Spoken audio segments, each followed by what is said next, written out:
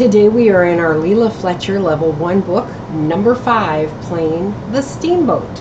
And today we are putting the right hand and the left hand together.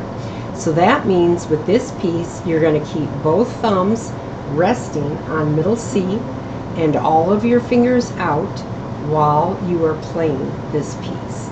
This is how it sounds. 1, 2, 1, 2.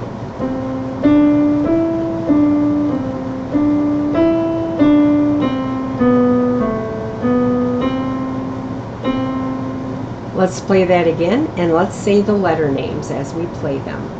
1, 2, 1, 2. C, D, E, D, C, D, E, D, C, B, A, B, C, C. Let's do it one more time, and let's say our beets and melons. Now we only have 2 melons, and they're at the very end of the piece. 1, 2, 1, 2. Beat, beat, beat, beat, beat, beat, beat, beat, beat,